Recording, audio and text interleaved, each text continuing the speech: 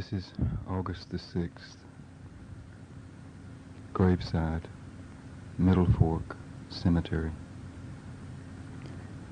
So many cars and such a crowd. Mine the last. I walk uphill quickly, stepping off the gravel to deaden my footsteps onto the soft mounds. But the head's already bowed. I'm too far from the preacher to know if it's a prayer. But the eyes feel closed from the hush and stillness. No one is shuffling. I close mine and hear Harry's voice, very low over Laura. Then there's a pause, and after a while, the preachers go down the line of family, embracing each one. Punk's big hand pats Harry's back. Flap, flap. There's great tenderness in Punk today, and such affection. Hugh Lee and Punk agree about Harry.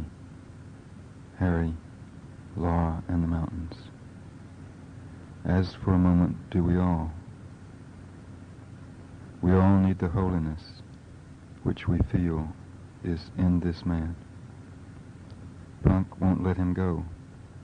Burly Punk gives Harry a great bear hug with his beefy good arm and his withered bad one. They come to the end of the line. The family rises. The crowd above me parts. Hugh Lee appears, frail as if blind. He wavers, almost falls. Rick and Wanda support him. He takes a step down, then stops, disoriented in the lead, given precedence, but guided by forces in conflict, as if he doesn't want to leave and does, as if he's left something behind, his hat, his wallet, his comb, which he's forgotten. Wanda, bathed in tears, looks at him, beseechingly, searches his face. Wanda and Rick support him. Other family, just behind him, have come between him and coffin. They press down gently, but inexorably, upon him. He turns. Now he looks into the tide of bodies of the men and women.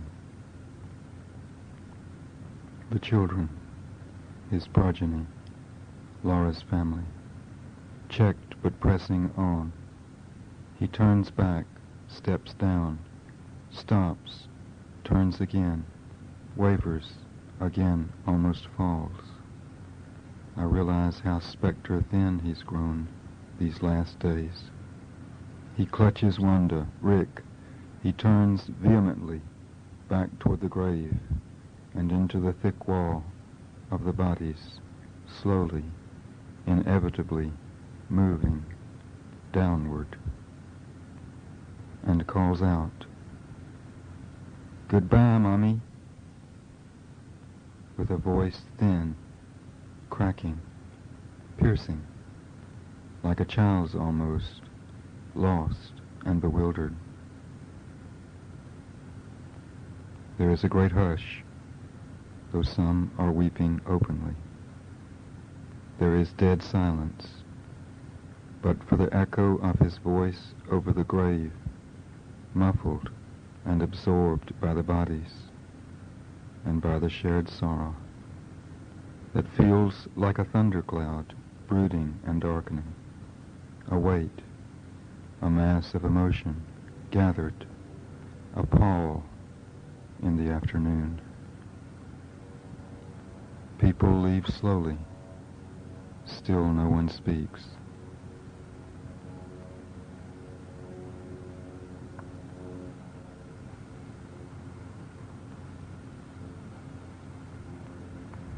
August the 6th. Later. Wondering. Strange, the strictness of the order of service, yet I have the impression there's no one here who's going through the motions, for whom this is routine. Grief pours massively into the form of the rite, like a cataract through a deep riverbed carved by the centuries, like the strata under the cliff at Backbone Rock. For a moment, all are immersed. It suspends all our eyes. But for me, in mine, some stand in it showered. Laura, Wanda, Rick, Punk, Hugh Lee, and Harry. These are the strange, shining ones.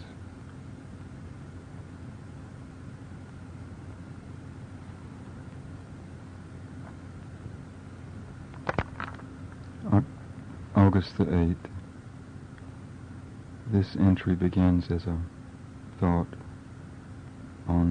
concerning the latest fashion and criticism, but it returns to the events I've just mentioned.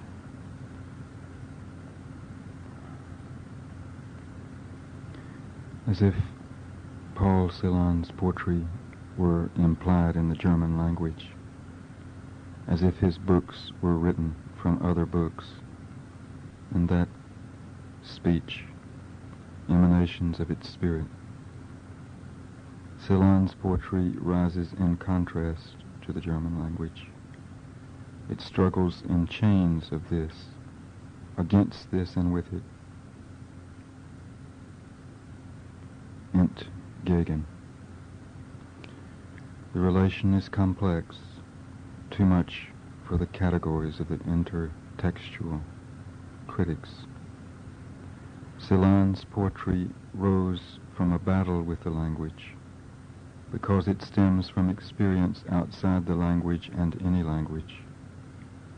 This is its greatness, that is, of what it is great with, that it bears the burden of what it is not, and conveys it to us between the sounds and significances, in the shadows and stillness, in the penumbra of the words. It is made of something other, which finally defines it and establishes it in the world we revere, like the thundercloud yesterday, the heavy atmosphere between the mourners, after the voice, absorbing the voice slowly.